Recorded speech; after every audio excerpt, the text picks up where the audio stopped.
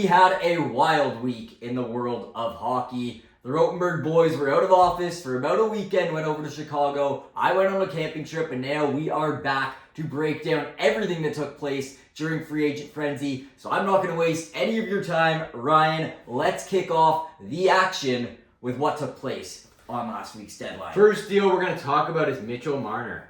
The future of him was always a confusing topic. The Leafs have completed a sign and trade, trading Mitchell Marner on a $12 million by 8-year contract to Las Vegas for Nikolaj Ehlers. Ryan, we have an answer now on what is happening with Mitch Marner. And first thing I want to ask you is, how do you feel now that Marner, after all the whispers, all the conversation, all the chatter, for years I would say, we finally have an answer and he is leaving the Toronto Maple Leafs, going to the Vegas Knights, who reportedly have been in on Marner for quite a long time. What do you make of all of the action and things we heard? I don't understand how tampering works. However, is a team allowed to talk to an agent before July 1st? What's the rule on that? Okay, I know for sure the rule is you can't talk to the team, or the player can't be communicating with the team before July 1st. I don't know, because that might be a loophole when it comes to talking to the agent. Because something's weird. It's proven. It does happen all the time. The fact that he at Four Nations was talking to Mark Stone. Well, that's talking to players. You're allowed to talk to players. Look, but that tells me Marner knew Vegas was interested. Yeah. How did he know that they were interested? Because the camp spoke to him. That's how I look at it. Listen, it's always been a little bit BS in terms of how is it that, no one's allowed to talk to the player before July 1st hits. But the moment July 1st hits, it's like 10 o'clock in the morning, and all of a sudden they already have the full paperwork signed and all the numbers figured out. Something's fishy there, but obviously, I think that leads us into the most interesting part of the Leafs took Vegas to task. For a lot of teams, they get away with tampering. The Leafs called them out. They made it very public that they knew Vegas was tampering with Mitch Marner. They knew Vegas had organized some level of a deal with Mitch Marner. And good on Brad Treliving, absolute balls of steel, because he was not letting them get away with it. He basically forced our way into getting Nick Waugh on this team, and obviously he's nowhere near as good as Mitch Marner. But the fact that we got something for Marner, it's an asset. To me is good. He's a center depth on the team was a struggle. We needed center depth. We definitely knew that Domi can't do it. He's not the third line. He's not a center. He's a winger, and I like him as a winger. He's not a centerman. Nick Waugh has been a third line center, an impactful center on a Stanley Cup winning team. In fact, he's had more goals in the playoffs in at least the last few years than Mitch Marner. One thing I want to talk about with Waugh. He's big. He's boy. 6'4". Big boy. His contract's, I'm not going to say is cheap per se, but it's definitely it's feasible for the team. Absolutely. Well, it gives the Leafs cap space. We have 2 seasons left of him at $3 million. So 2 more seasons of that. This allows us, going into the season, we still have about $5 million left over. With Yarncroc and Camp, we know they want to move on from. There's money, that gets us to about $9 million to work with. Do you want to talk about anyone in mind that you think what should they do with the money? Well, we've already established it's not going to be a guy they go after in free agency. I think that was the original idea, is that we wanted to find Look, it was going to be Brad Marchand. Brad Marchand was the guy. It's very clear there was no secret or poker face there. We wanted Brad Marchand, and we're going to get there in a little bit. The Florida Panthers and Bill Zito, I said they fucked the league. They fucked the league within a span of about 2 hours or so. Somehow they hit 1, 2, 3. They hit the hat trick. We'll get there in a little bit. When it comes to the Leafs, I don't actually have a name in mind, but I think that's part of it's almost a reflection of what Brad Treliving is like when he does business. Other teams don't typically know who Brad Treliving is after. Which I love. Obviously has some guys in mind, but to me it's going to be we're talking a top 6 winger, but it's not going to be like a star first line winger. We could have made a run at Nikolaj Ehlers, and I think there's a reason we ultimately decided not to, or just couldn't match the amount of money that Carolina was willing to throw his way. Would you have given 8.5? Not really, no. I would rather fill up this team and round out our roster with a trade. I'll say the guy that I really wanted the Leafs to go after was Mikael Granlund. We ultimately weren't able to offer what Anaheim was willing to do. But I think that's he went for the payday. He doesn't want to win, which I obviously hate. He's 33. I'd expect him to want to be a competitive player. Well, especially when he's gone to 3 straight conference finals. So he just was in the conference finals and decides he wants to go to Anaheim. I'll tell you, if we gave him $7 million, I'd be upset. It's a lot of money. Would I think say the low sixes is the range I was looking It at. makes sense for Anaheim because they still have about $28 million ready to go. Why not take a run at They're Stars? the Anaheim Ducks. They haven't made the playoffs in who knows the last But time. I'd expect him to be like, you know what? I'll take 5 because I get to be on a competitive team. No, I was even willing to give him more than that. I think the low 6 range, I wasn't there, but 3 by 6 to me, an $18 million deal, I would have been more than fine with. When you ask me, like, what is a name? it's short term enough where it's low risk. Absolutely. When you ask, like, what's a name I'm looking at, I don't necessarily have a name, but I think that is good because that shows that we're actually living. He has guys in He's got homework to do. He knows that there is an area of need on this team. It is another top 6 winger, specifically a top 6 left winger is what we need to go after. But before we move on to the next name, Ryan, I have to ask you, how does it feel that the Marner era is done? I feel good. I'm excited. I know a lot of fans are happy, which obviously I don't feel ecstatic. You're losing an 100-point guy who's consistently got 90 points this season at 102. You're losing that player, and you're going to need to make up that playmaking spot next to Matthews. That's a hard. You can't replicate Mitch Marner. We're not going to replicate that player. What we're going to do is utilize the about $11 million that we otherwise were spending on him. We're going to divide it into maybe getting a $6 million player and a $5 million Look, there's a ton of things you can do. I was just talking about Martin Nikas. You know that Colorado's going to be in a pinch when it comes to cap space because Makar's almost up. I think he has 2 more seasons. And this is a team that I talked about as probably they should have been in on Mitch Marner, and that ultimately isn't the direction. We discussed that, and they went towards Nelson. Absolutely. The money they used went through $7 million for Nelson, and you brought to my attention. You're like, do you think there's any risk of this, shaking up the market that now these older players are going to be getting paydays? And what I said to you is that a bad deal does not shake up the market. A bad deal is something that other GMs will shake their head at and say, we're going the total opposite direction. And we saw that when it came to John Tavares, taking $3 million less than Brock Nelson at a very similar age. All right. I want to talk about my thoughts on the Mitch Marner era. Because I think this has been... I got into watching the Leafs just at the tail end of like the Joffrey Lupul, James Van Riemsdyk, Kessel era. And I was there. I'd say the first full draft I watched as a diehard Leafs fan was the draft where at 4th overall, we ultimately ended up selecting this hometown kid, a little bit undersized, but he was skilled, so skilled. And that's who we took at 4th overall. A lot of people didn't agree with that pick. A lot of people, Mike Babcock specifically, wanted Noah Hannafin. He wanted the big defense, but he wanted something else. But the Leafs ultimately went for the speedy, shifty, dangly winger. And when he got drafted, we were talking about, him being a skillful playmaker, but no one called this. No one called him being an 100-point player. No one called him being a dominant force. But as much as I'm sad about the Marner era ending in Toronto, it's a new era. It needed to happen. At some point, this guy had so much skill, but it's very clear that where other players, even ones who are homegrown in Toronto, they thrive under the pressure. They love being, I was a member 100%. Of Leafs Nation, and I'm going to thrive to play in front of that fan base. Marner frankly crumbled under that pressure. He wasn't able to rise to the occasion in the playoffs. He put up points in the playoffs. He was our leading point getter in the last playoffs. When it came to games goal 5, 6, and 7, at the very end, in those pivotal games where it ultimately determines are you going to win or lose the series, this is a player that didn't rise to the occasion. 100%. And it became very, very obvious.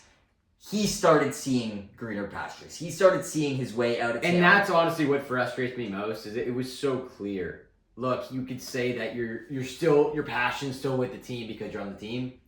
He had his head out the door. He was mentally out. He was 1 foot out the door. You're checked out. You can't tell me you're giving your best game when you're thinking about your life in Vegas, thinking about going to the casinos in Vegas. It's like, you need to be 100% here. And if you're going to be a Toronto Leaf, I want you to be 100% here.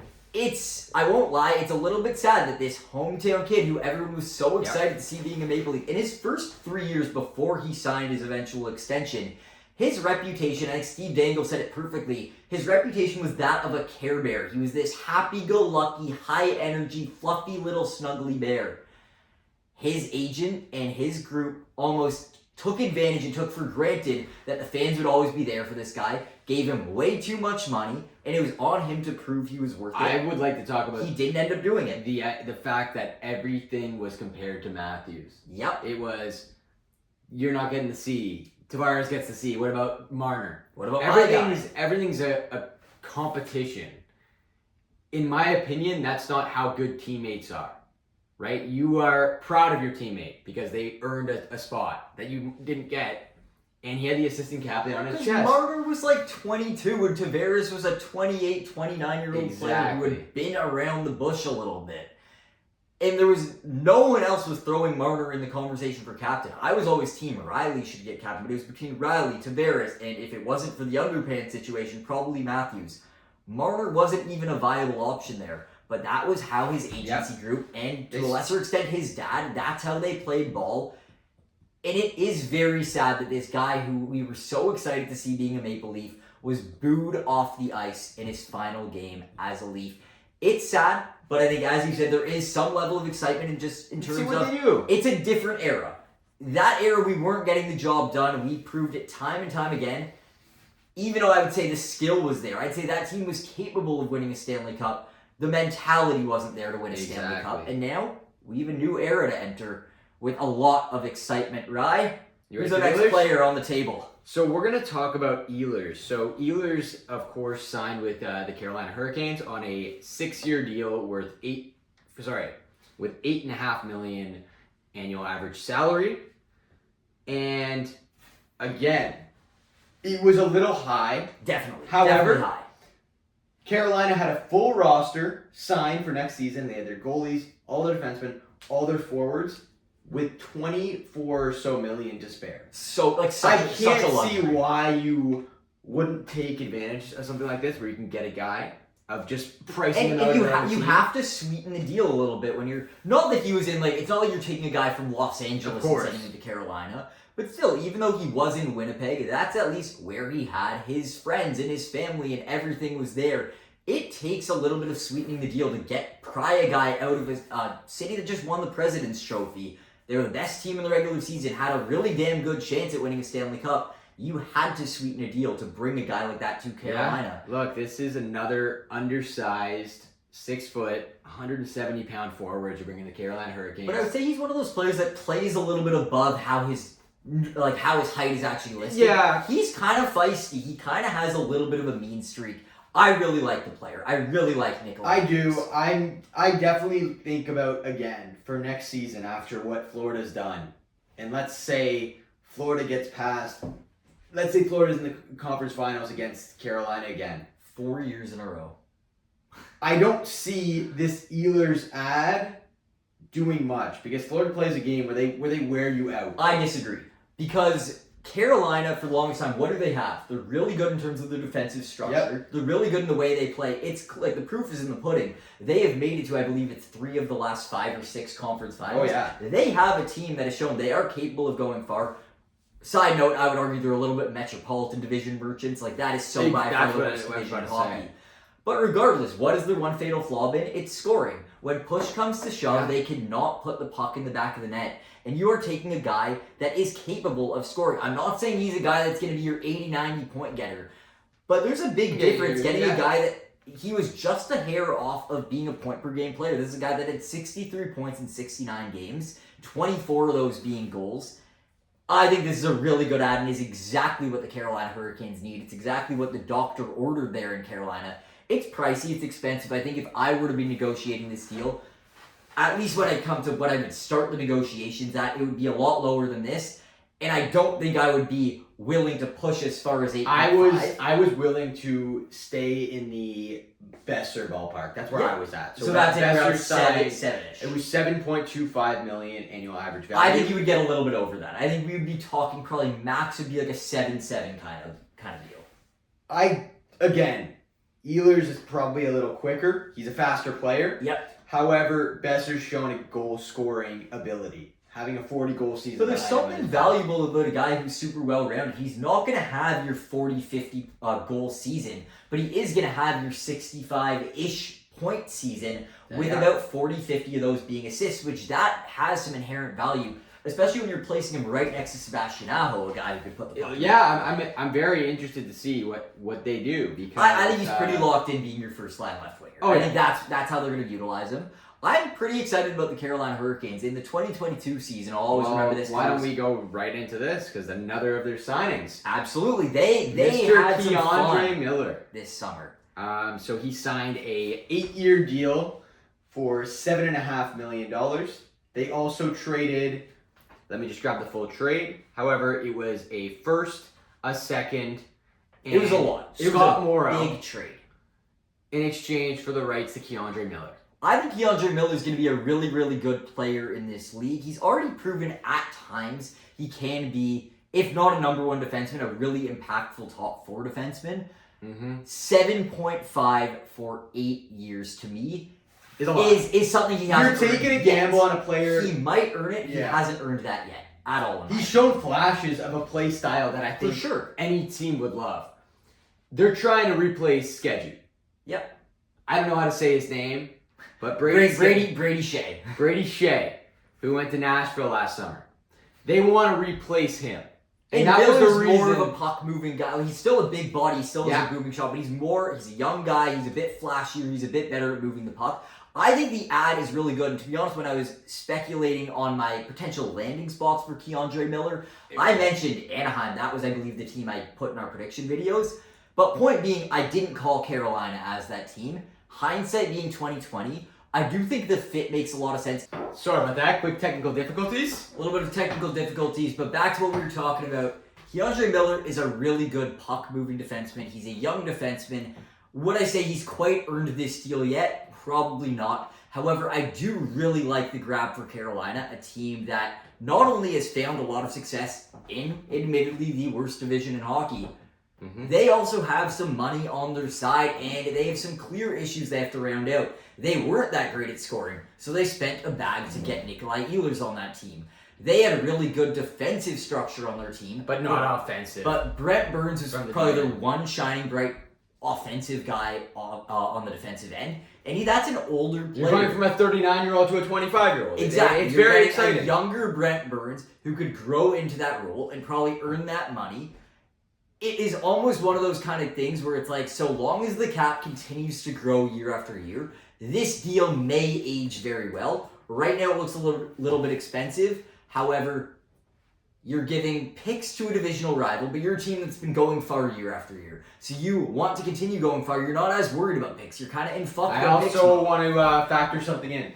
With all the moves they made, with us saying they overpaid for Miller, they overpaid for Ehlers, all these moves, they are still left with $10.64 million left over. And that's the thing. They had almost fuck you money in a sense. They had money to throw at players to entice them to come to Carolina because as much as it's a good team, a competitive team that has a lot of talent, when you're thinking of the United States of America, you're not really thinking of Carolina as one of those major states or major areas that you want to go hijack your life and move it over there. As much as, he was in Winnipeg when it comes to Ehlers, it still takes a lot to make him want to move from there. When it comes to Keandre Miller, he was playing in Madison Square Garden in New York City. It's going to take a little bit to move him to a divisional rival. I really like this decor. I think they're probably one of the best defensive teams in the entire NHL. Their issue has been goal scoring. But that's why they're making the moves they're making. They're addressing that. They're getting guys that not only can shoot and score from up on the top six, they're also getting guys that can blast the puck from the point. I think it's a really, really good ad from the Carolina Hurricanes. Not something I saw coming, not something I predicted, but definitely a nice move for them. You want to get into Florida? I think quickly we'll just talk about what they exactly gave away when it comes to Scott Morrow, a player, just a younger guy. He's only 22 years old. He's a right-handed defenseman. 6'2", big boy. I will say when it comes to the New York Rangers, the fact that this is a guy they kind of demanded come back the other way, and the fact that they gave up a first-round pick and a second-round pick, it kind of makes you wonder. This is a team that a year ago I was placing as my number one cup contender. What is happening with the New York Rangers? I like the player. I like Scott Morrow, and I definitely think he wasn't going to find success on a team like the Carolina Hurricanes that just has so much talent defensively.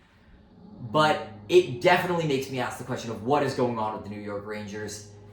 That's all we'll say on that matter. Now let's get into, I would say, one of the more interesting stories of this offseason, something that hits close to home for us as Leafs fans. Yeah. How did the Florida Panthers do what they did? How did they do this? So they found a way to keep Bennett. They found a way to keep Ekblad. They got Marchand to stay. They had a perfect offseason. They literally batted it out of the park. They went 3 for 3. They completed the natural hat trick. So I'll say, the Ekblad deal was something out of a fairy tale. It is so low for what this player does. Not only is he really talented, he's a major leader on this team. He's an assistant captain. It is crazy talented defensively. This is a 2014 first overall pick that they got to stay in town for 8 years at $6.1 million. Just in terms of market value and what defensemen of his stature at 29 years old are getting. Closer to 7 and 8. Not even close. He took such a pay count, such a discount to stay in the city, such a pay cut. Yeah.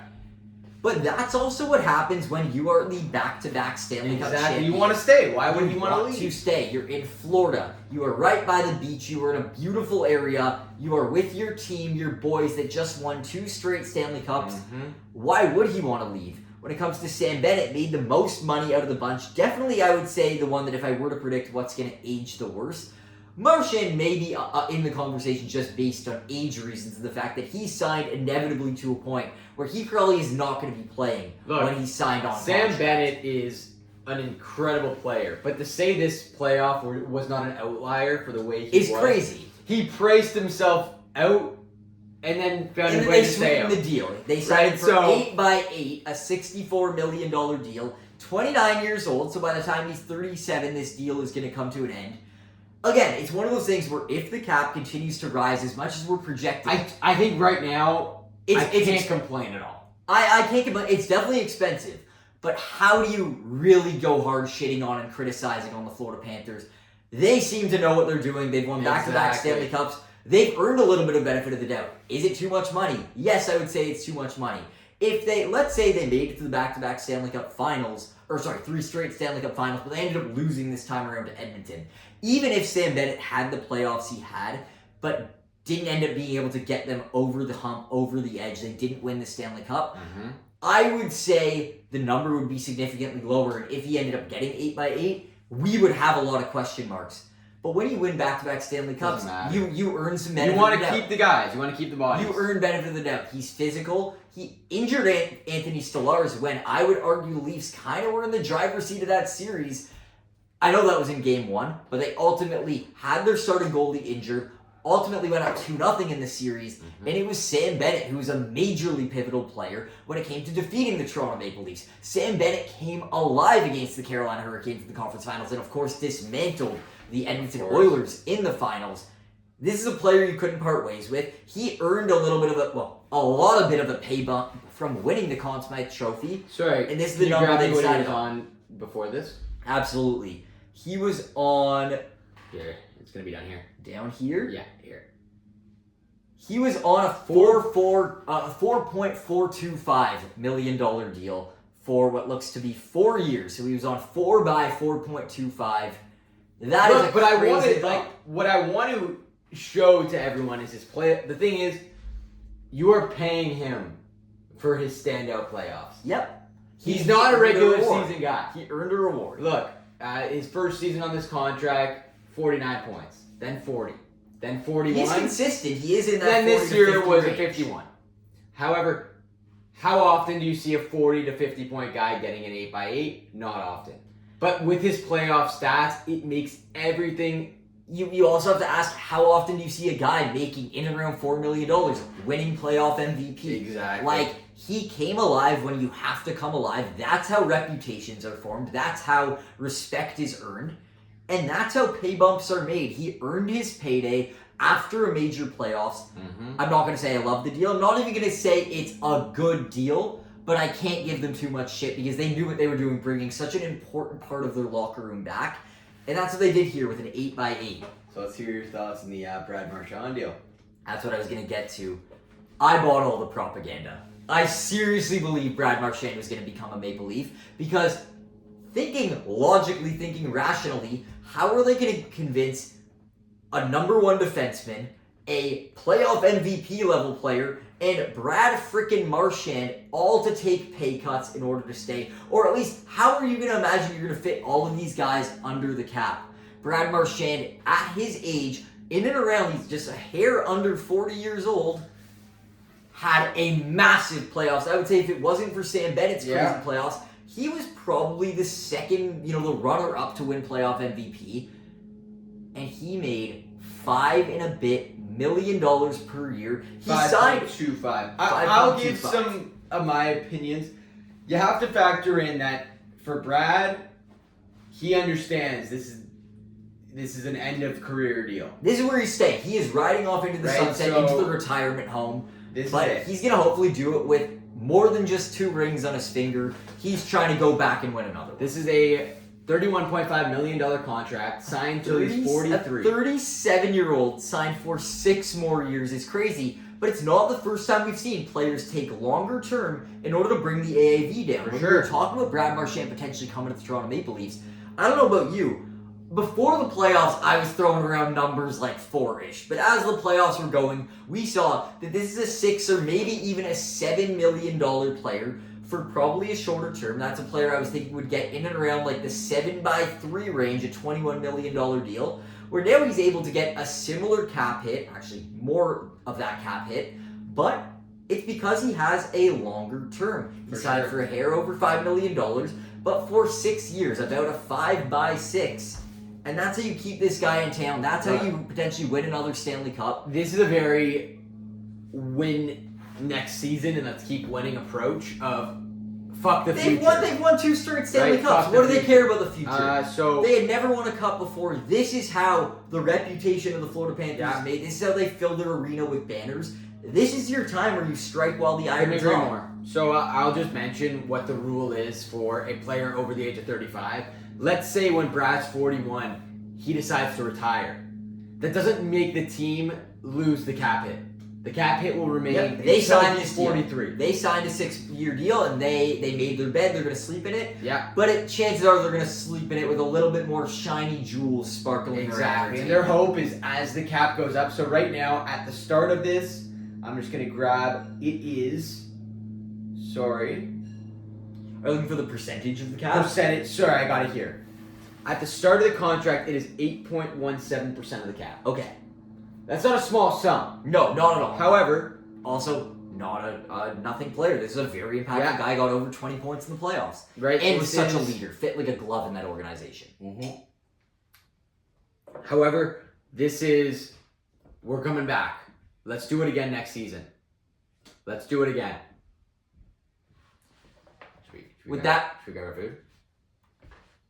being said, it seems like the dinner bell has been rang in the Rotenberg household. Rotie's Kitchen is heading over to the kitchen, but we will be back after these short messages.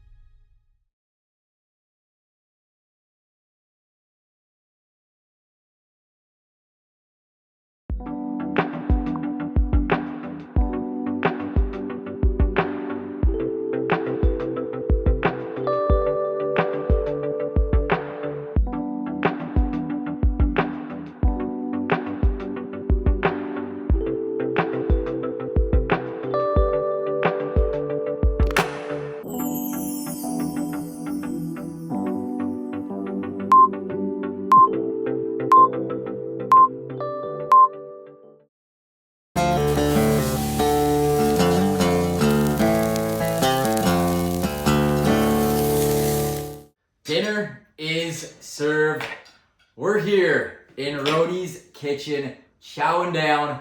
Let's get back to the discussion because there is way more where that came from when it comes to free agent frenzy discussion.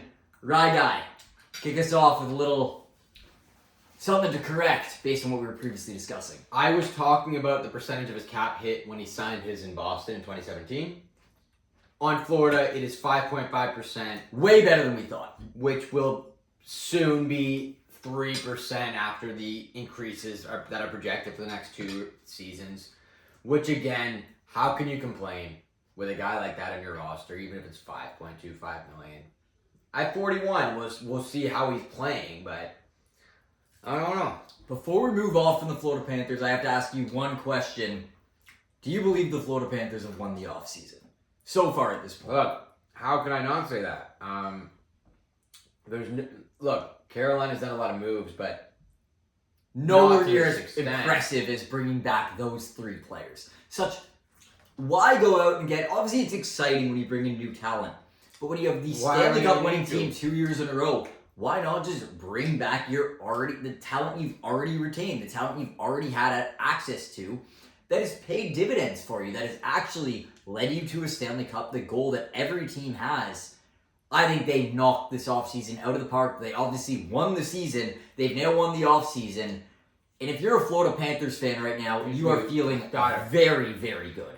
Look, I want to get into Gavrikov, which is another situation. I'm not going to say similar to Marner, but it's been rumored that him and New York were connected this whole season. Absolutely. Which is another situation of, is it tampering? Is it not? Is it this? Who knows? However, after a 82-game season, 5 goals, 25 assists, 30 points, he has signed with the New York Rangers on a 7-year, $7 million deal. Talk to me. What do you think? Listen, this is a player that a few seasons ago when he went to the LA Kings at the trade deadline, it was thought to be a match made in heaven. This is a player that was on Columbus for a little bit, wasn't necessarily working out. How long have you been in LA? I believe it's only been about 2 or 3 seasons. Okay. It was while I was in university, I remember that big off-season move. Not off-season, sorry. I remember that big trade deadline move. This is a really, really impactful left-handed defenseman who, in my opinion, is probably making a little bit too much. I mean, when you just compare it to what Aaron Ekblad just got, it looks pretty criminal. But the New York Rangers needed a shakeup. They had some money to their side. And to me, it's a worthy gamble to make. It's very interesting, just the fact that they've almost shipped out so many parts of their current team. I mean, they shipped out Keandre Miller. They shipped out a lot of current New York Rangers just to, in my opinion, get similar guys in to replace. And I'll say this. Gavrikov's older. Yep. He's more 29, right? Miller was 25. A little weird. However, but Miller wasn't working. He's going to be very good. He has a very bright future. I'm going to say this. He wasn't leading them all the way. What Carolina offered, I think, why wouldn't you take that deal? Absolutely. That was more than enough. More than enough. I'm continuing to be increasingly more disappointed in what the New York Rangers are doing. Not because I don't like the player. I actually like that they're doing things. I think I'd be way more mad if they stay pat.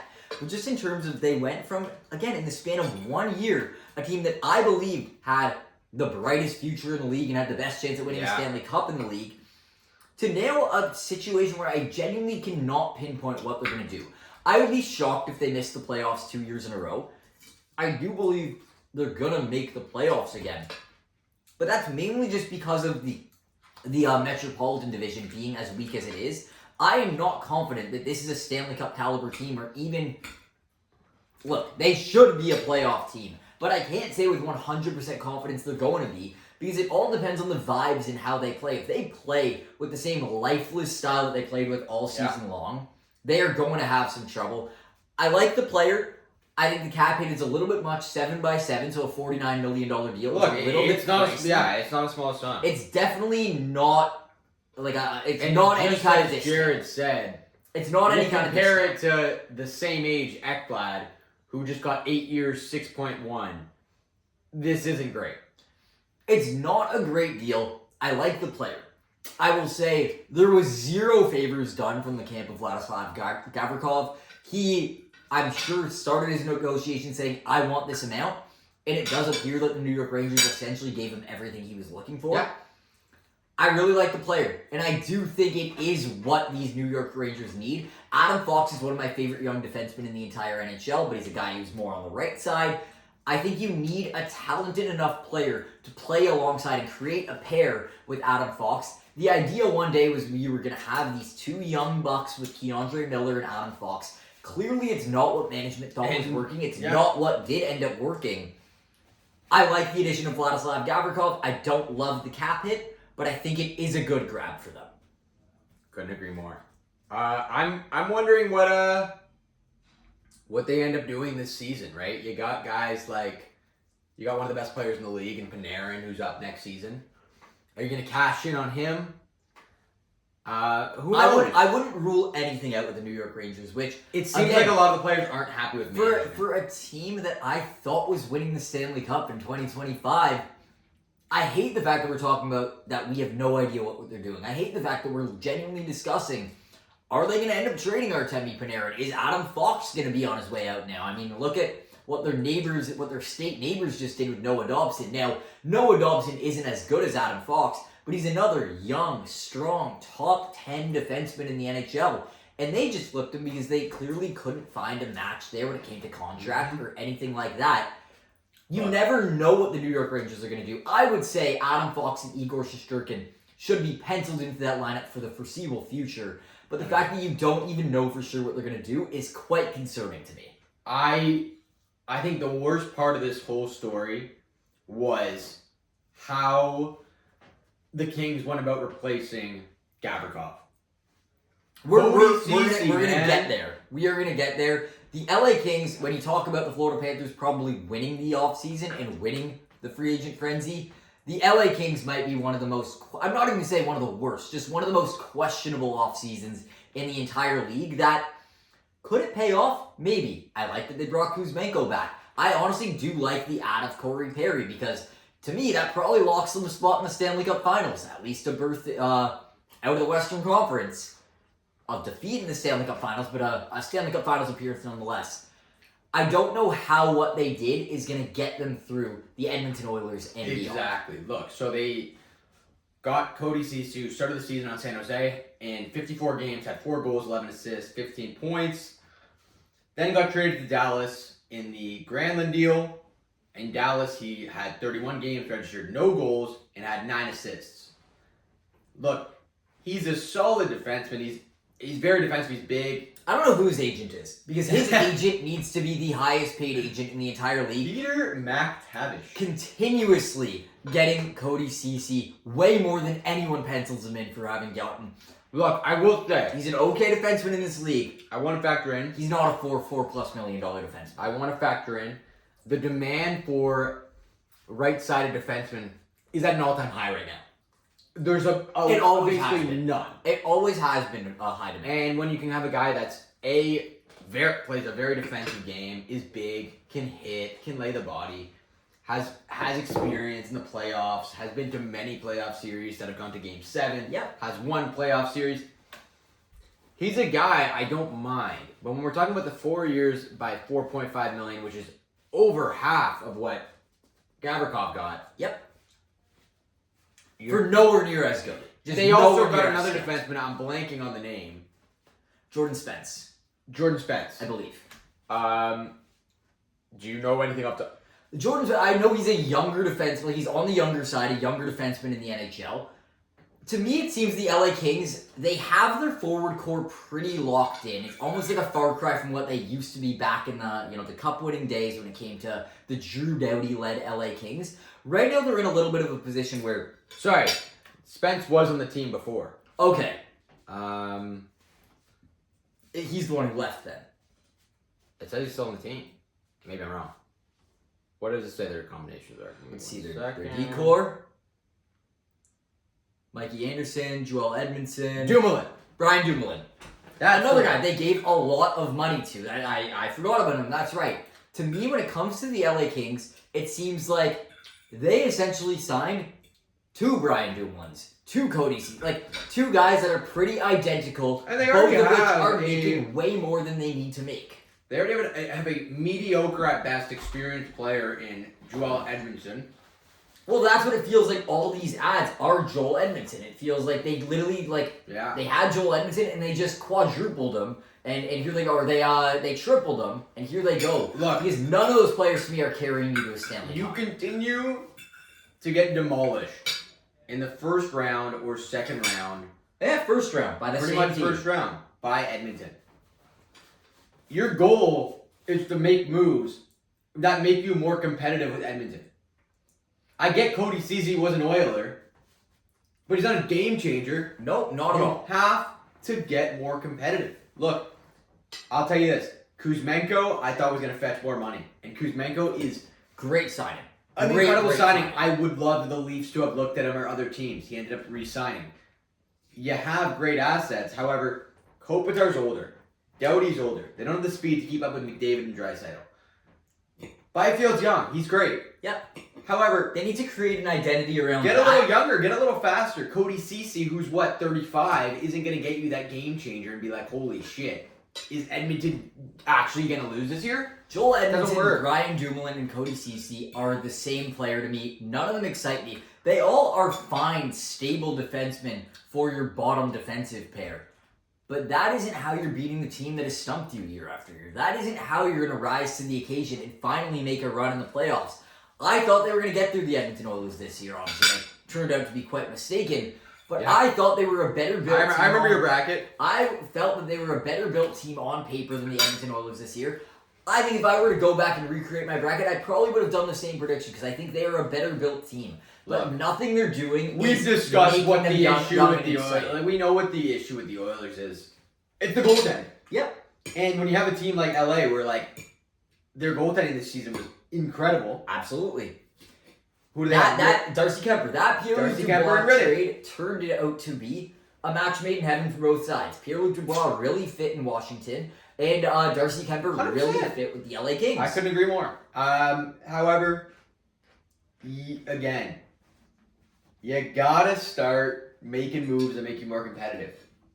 And they're not, right? Cody Ceci's not the guy that holy shit, it's not wowing anyone. McDavid's crying. That's the problem. It's not wowing anyone.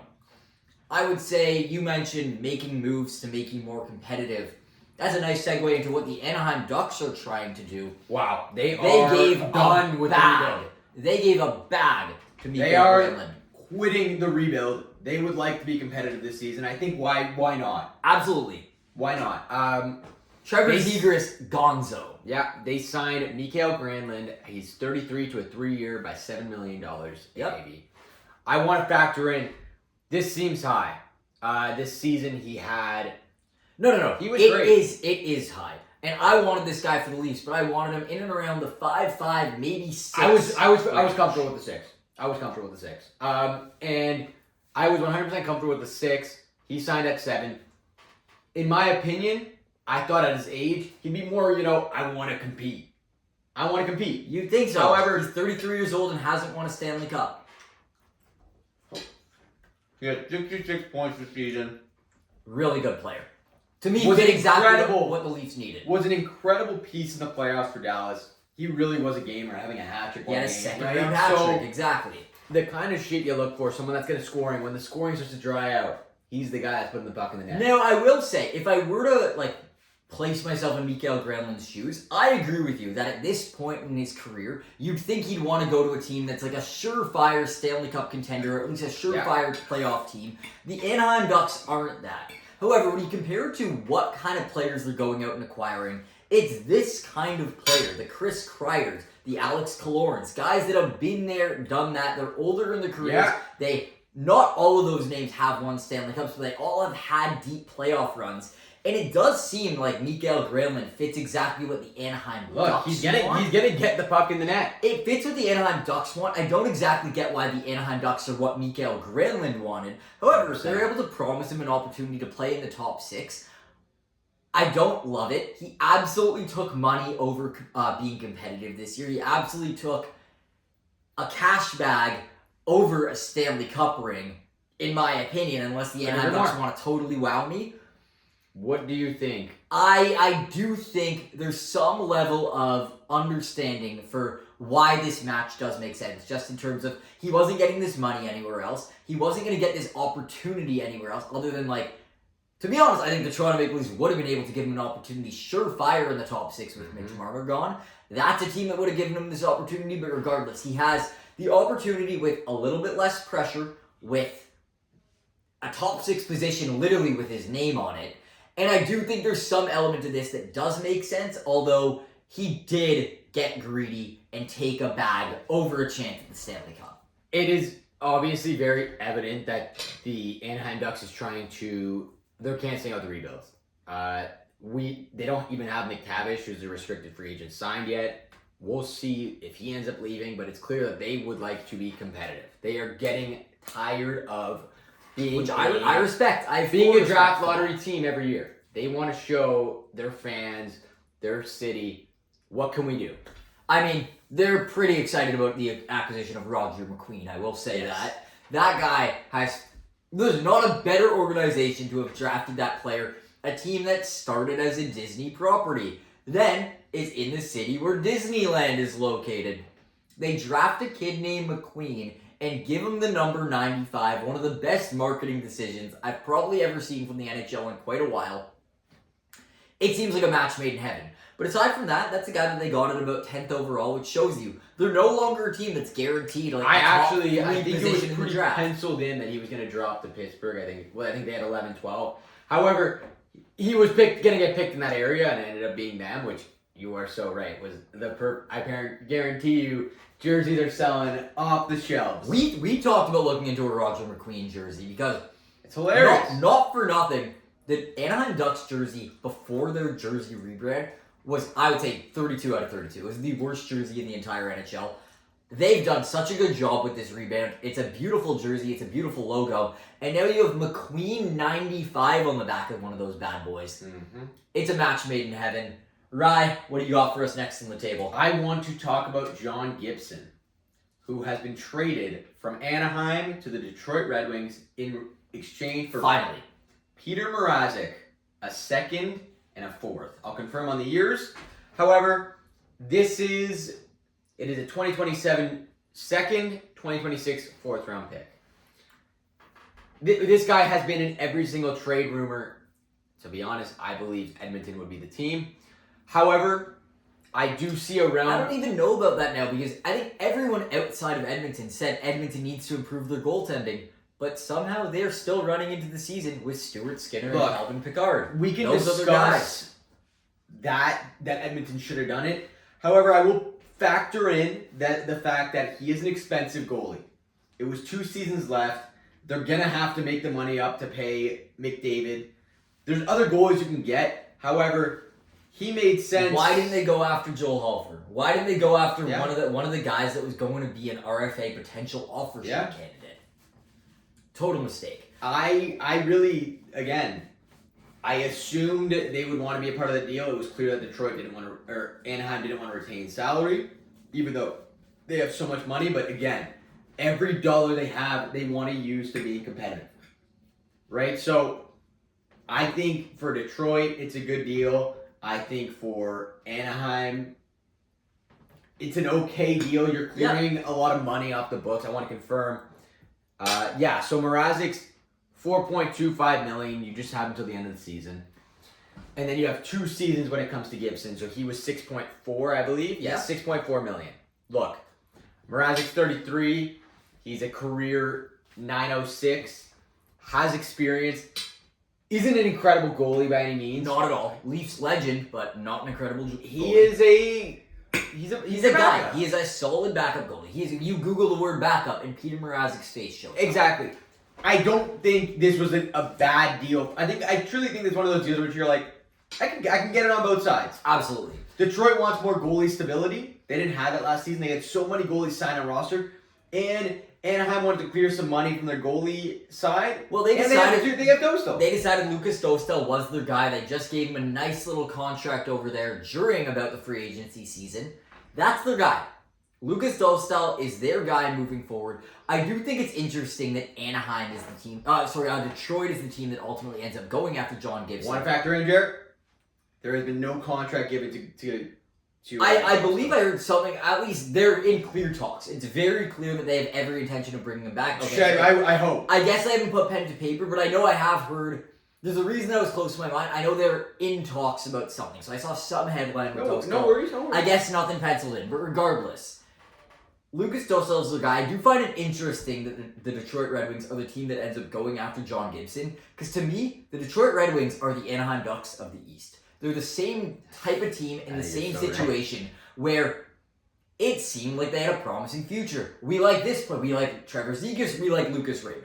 We like Moritz Seider. We like a lot of the draft. Mason McTavish. We like a lot of the draft picks that they ultimately end up going after.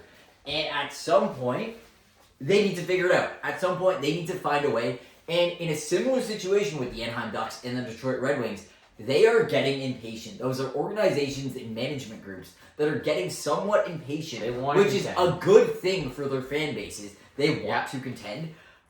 I feel a little bit bad for Gibson just in terms of, like, it feels like he's going into the same situation and same opportunity.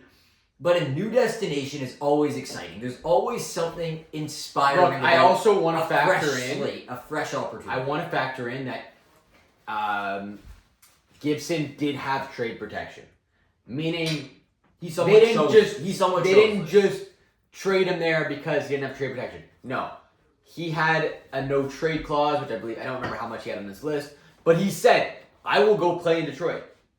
So that tells me that, you know what? Maybe they spoke to him, and a little bit of the vision that they have is something that he likes. Very he has been on a team that has been he has been a great goalie on such a bad team. I'm so ready to see this guy going to a contender. Obviously, going to be Detroit, but let's see. Maybe somehow, some way, they do something huge and end up being contenders next year.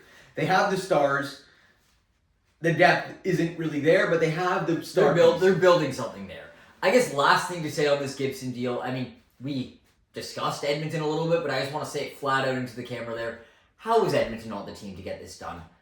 They so need a goaltender. He was right there for the taking. He was there for the taking. Listen, we were talking about at this year's trade deadline, this should have been the guy. But Gibson has been a player Anaheim Ducks have discussed trading, not just this year, not just last year, for years and years and years.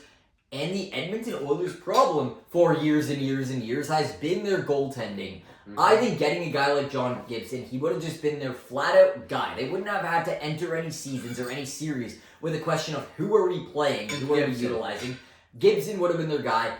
I think it is a mistake that they weren't more in on this. I think it's a mistake that they clearly don't prioritize goaltending, in my opinion, as much as they should be prioritizing it, because they're not really to move at this off. Point, the goalie depth in free agency is dried up. So it doesn't need to be a free agent. It's the offseason. It's going to be a trade. It's going to be a trade. What I'm saying is, there's nothing they can do on the market. You had some, I'm going to say incredible goalies, but you had Alex Lyon.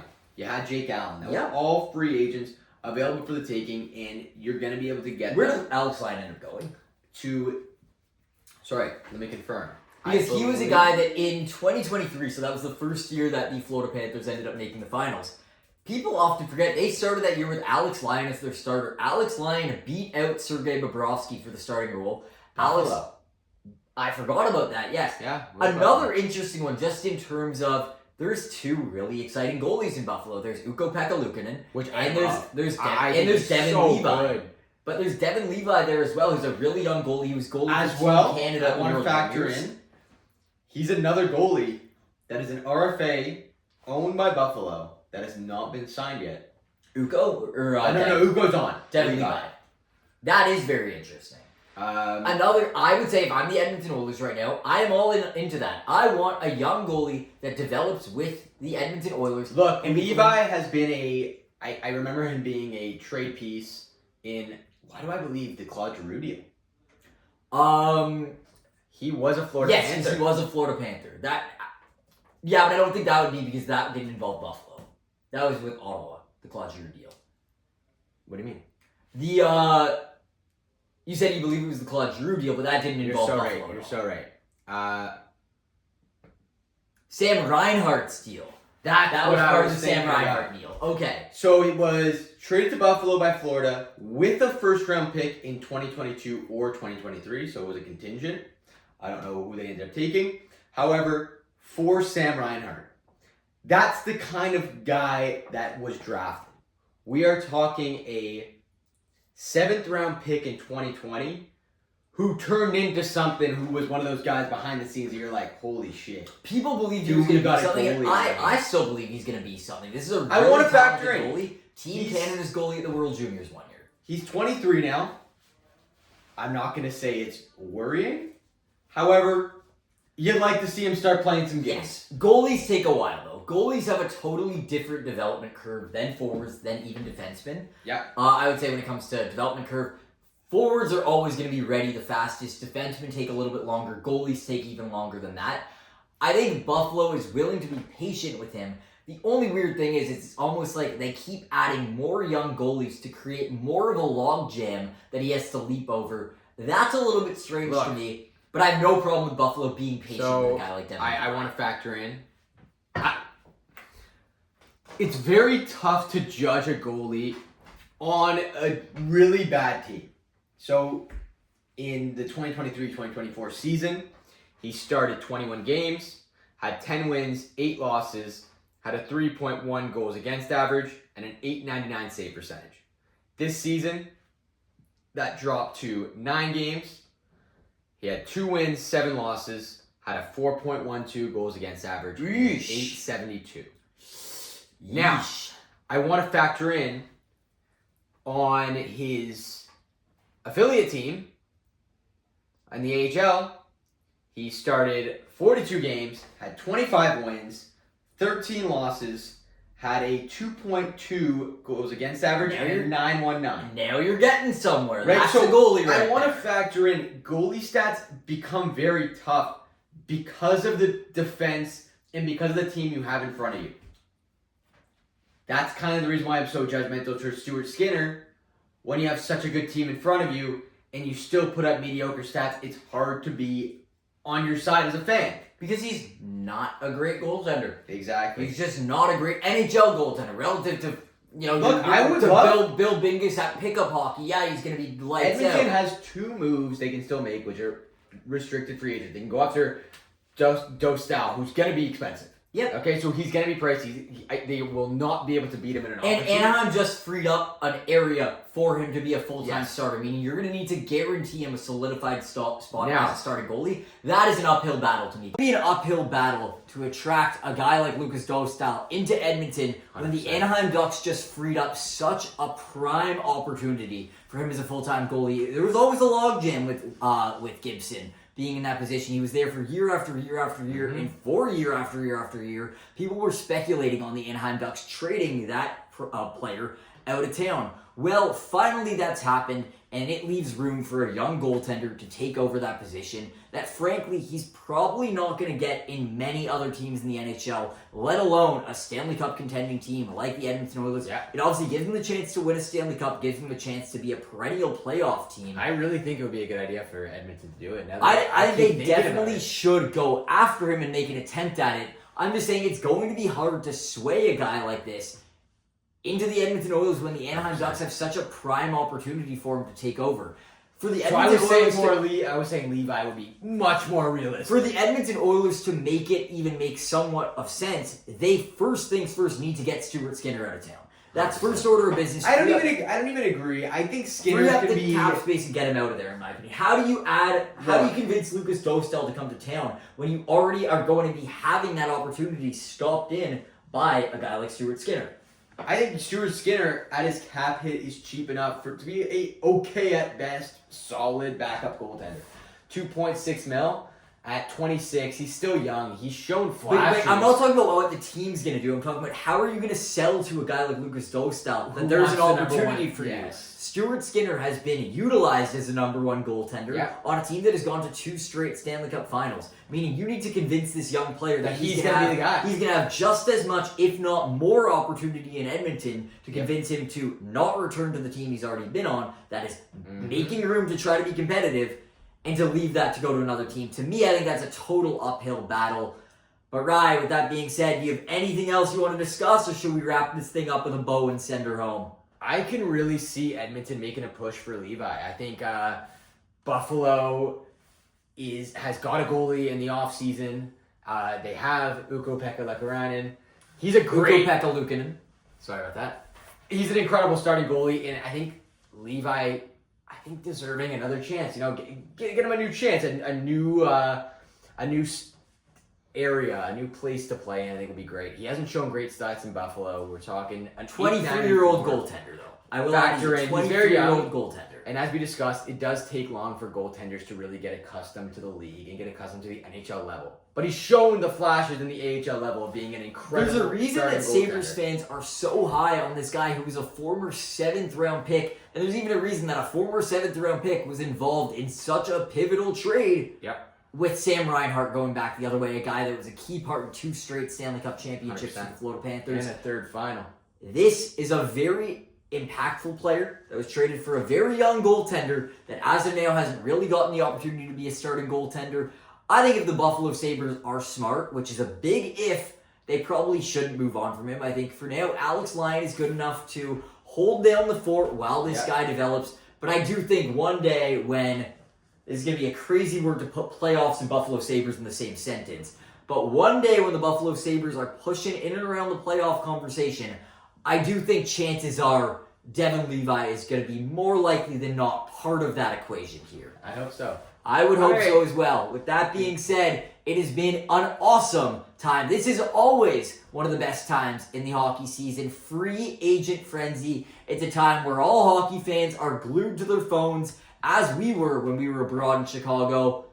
This is a time where there's so much news, so much high-flying updates that you do not want to miss, and the best place to take it all in is right here on Rotie's Kitchen. Like, subscribe, and follow along, because we'll have another video for you very, very soon. Thank you so much for watching, ladies and gentlemen. Thanks, guys.